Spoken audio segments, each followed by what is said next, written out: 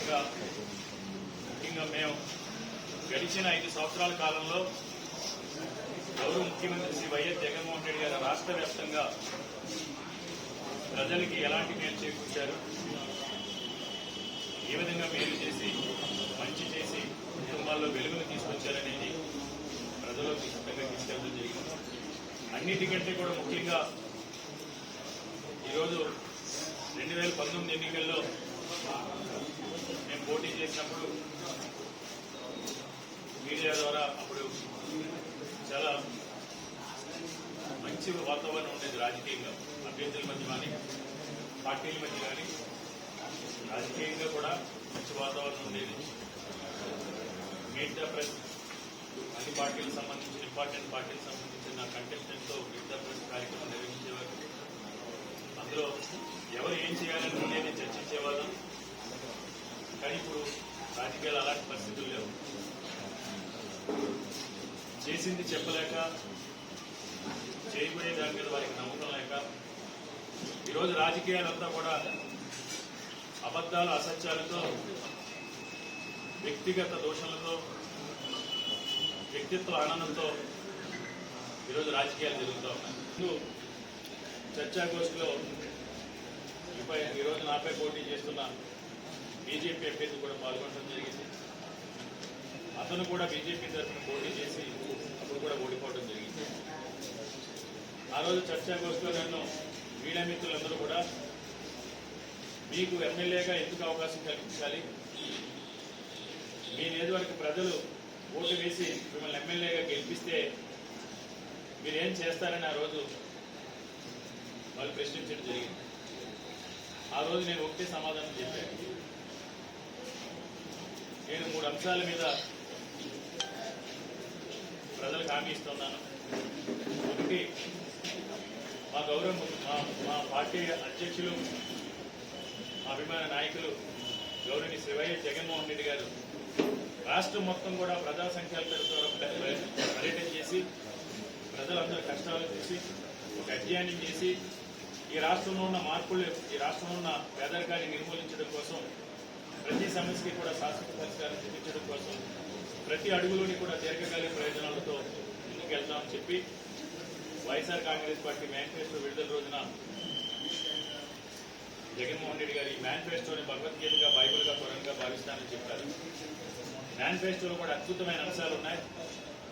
ఆ మేనిఫెస్టోని నాకు ఎమ్మెల్యేగా అవకాశం కల్పిస్తే సిద్ధితో, నిజాయితీతో, నిబద్ధతతో, ఎలాంటి స్వార్థం లేకుండా ముఖ్యమంత్రి గారిని స్ఫూర్తిగా తీసుకుని, ముఖ్యమంత్రి గారిని ఆదర్శంగా తీసుకుని మేనిఫెస్టోలోని అంశాలని అందరికీ కూడా అందిస్తామని ఆ రోజు చెప్పడం జరిగింది. రెండో హామీ నేను ఇచ్చింది ఆ రోజు,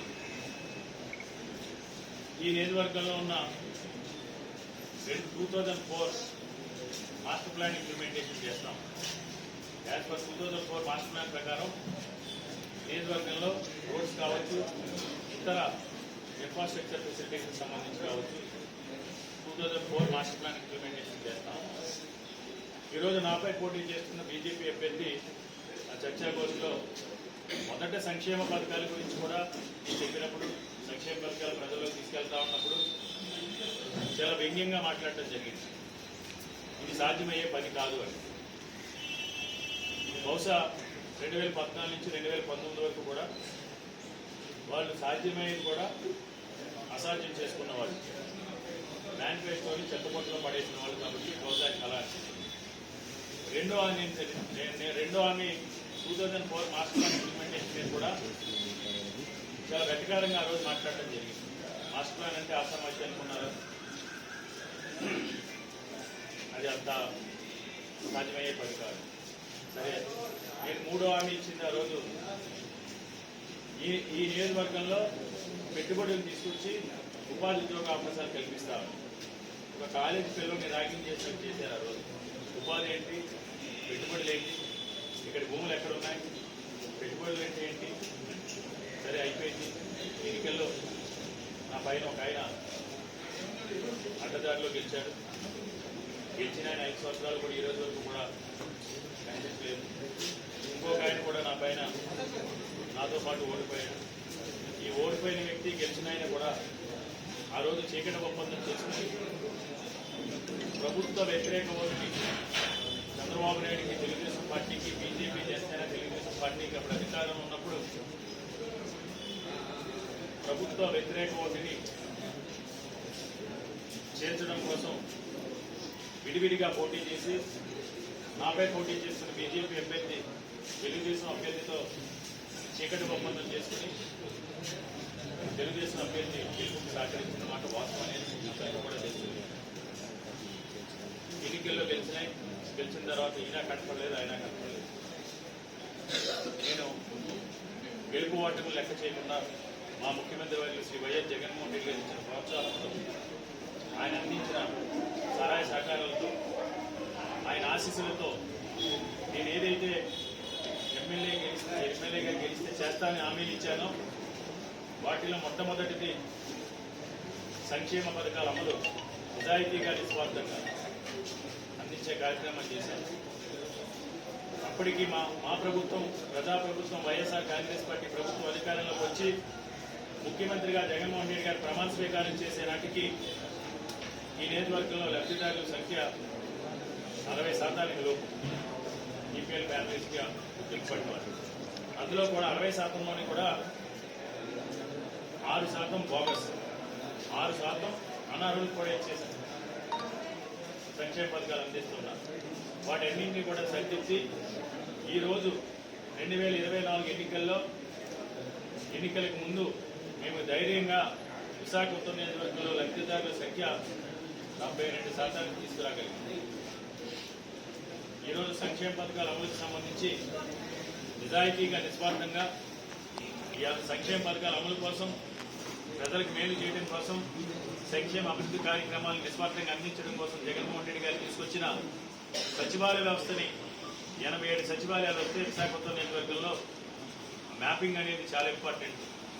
ఆ మ్యాపింగ్ని కూడా చాలా కమిట్మెంట్తో శ్రద్ధ పెట్టి ప్రజలకి సౌలభ్యం ఉండే విధంగా 87 సచివాలయాల్లో 80 సచివాలయాల్ని చాలా సౌకర్యవంతమైన ప్రజలకు అందుబాటులో ఉండే విధంగా మ్యాపింగ్ చేసి, రెండోది నేను ఆలోచించిన హామీ మాస్టర్ ప్లాన్ ఇంప్లిమెంటేషన్.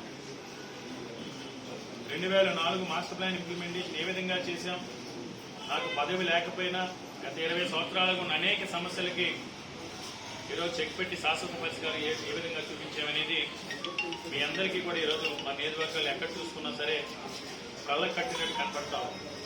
నా మాటల్లో కాదు, చేతల్లో చేసి చూపించాము. అందులో మచ్చుకి ఆర్ఎన్బి జంక్షన్ నుంచి సీతందార్ ఏఎస్ఆర్ స్టాచ్యూ వరకు 80 ఫీట్ రోడ్, బాటిల్ నెక్స్ అన్ని కూడా క్లియర్ చేసి ప్రజల మధ్యలో కూర్చుని సమస్య ఎక్కడున్న సమస్యలో దూరి వారిని కన్వే చేసి వారిని ఒప్పించి ప్రజా ప్రయోజనాల కోసం ఆ రోడ్ని ఈరోజు 80 ఫీట్ రోడ్డుగా క్లియర్ చేసే ప్రయత్నం చేశాం. అదేవిధంగా అక్కేపాలెం రోడ్డు, అది 20 సంవత్సరాల నుంచి ఉన్న సమస్య.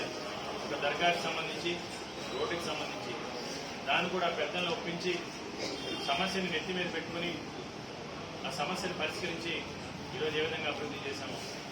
అదే బర్మా క్యాంప్ రోడ్, ఏదైతే సున్నిత అంశాలు ఉన్నాయో, దీర్ఘకాలిక సమస్యలు ఉన్నాయో 2004 మాస్టర్ ప్లాన్ ప్రకారం చాలా ధైర్యంగా ఓట్లు వస్తాయా లేకపోతే సెన్సిటివ్ ప్రజలు వ్యతిరేకిస్తారని చూడకుండా ప్రజలను ఒప్పించి, ఒక్కరికి నష్టం జరిగినా 100 మందికి మేలు జరుగుతుంది కాబట్టి ఆ ఒక్కరిని కూడా ఒప్పించి ఈరోజు చాలా ధైర్యంగా మాస్టర్ ప్లాన్ ఇంప్లిమెంటేషన్ చేశాను. నేను ఆ రోజు ఇచ్చిన 2వ హామీ. 3వ హామీ ఈరోజు నాపై పోటీ చేస్తున్న బీజేపీ అభ్యర్థి ఆ రోజు అపహాస్యం చేశారు. పెట్టుబడులు ఏంటి, ఉపాధి ఉద్యోగ అవకాశాలు ఏంటి, ఏం మాట్లాడుతున్నారు మీరు, మీకు అవగాహన, భూములు ఎక్కడ ఉన్నాయి, ఎవడొస్తారు పెట్టుబడికి, ఉత్తరంలో పెట్టుబడులు ఏంటి, ఈరోజు చేసి చూపించాం. ఈరోజు ఈ అహంకారంతో ఆ రోజు మాట్లాడారు.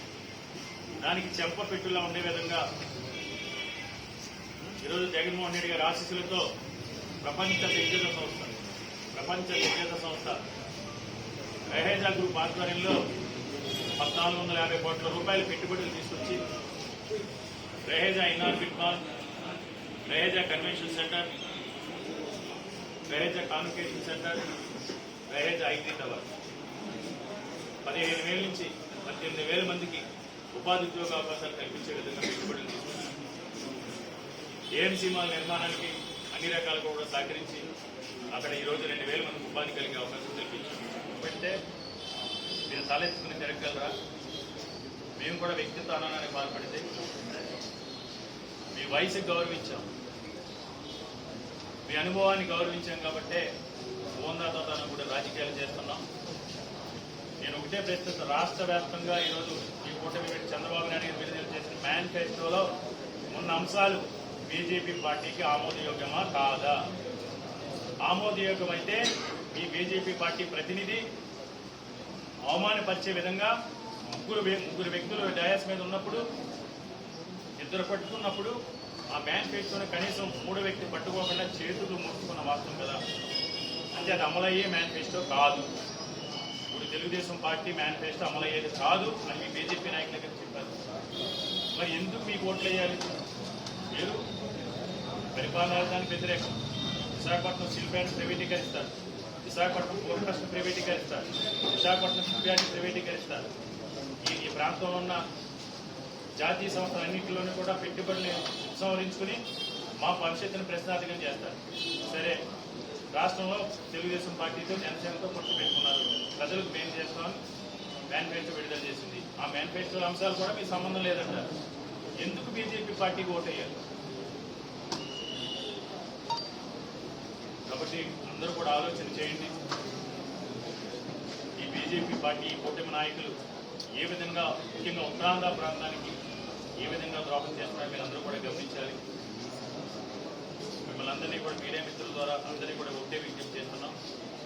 మీ అతి పవిత్రమైన అమూల్యమైన ఓటు ముద్రను సీలింగ్ ఫ్యాన్ గుర్తుపై ఓటు వేసి విశాఖ నియోజకవర్గ శాసనసభ అభ్యర్థిగా పోటీ చేస్తున్న నన్ను, పార్లమెంట్ అభ్యర్థిగా పోటీ చేస్తున్న అనుభవజ్ఞురాలు, 2 సార్లు పార్లమెంటేరియన్గా పనిచేసిన అనుభవం, ఒకసారి బొబ్బిలి పార్లమెంట్ సభ్యురాలుగా, ఒకసారి విజయనగరం పార్లమెంట్ సభ్యురాలుగా, దక్షిణ భారతదేశంలో బెస్ట్ పార్లమెంటేరియన్ అవార్డు తీసుకున్న తొలి మహిళ, ఈరోజు ఉత్తరాంధ్ర ఆడపడుచు, ఈ ప్రాంత మనోభావాలు సాంప్రదాయాలు తెలిసిన అనుభవజ్ఞురాలు, విద్యావంతురాలు, విద్యురాలు డాక్టర్ బొత్స ఝాన్సీలక్ష్మి గారు కూడా మీడియా మిత్రుల ద్వారా ఓటర్లందరినీ కూడా నేను అభ్యర్థిస్తున్నాను. ఆవిడ కూడా మీ మద్దతు, మీ సహకారంతో ఆవిడ కూడా గెలిపించి మన ఉత్తరాంధ్ర ప్రాంత అభివృద్ధికి, మన విశాఖపట్నం ఉత్తరాంధ్ర ప్రాంత సర్వతోముఖాభివృద్ధికి, మీరు మన భవిష్యత్తుకి ముందుకు తీసుకెళ్లే విధంగా